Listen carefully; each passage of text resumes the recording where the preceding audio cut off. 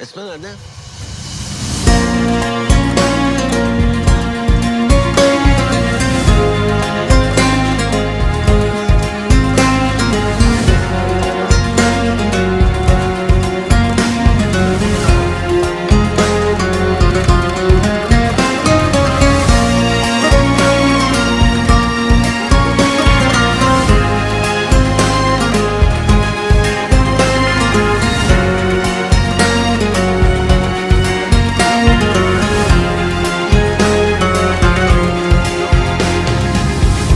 Üstüm başım toz içinde, önüm arkam pus içinde, saçlarım bak pas içinde.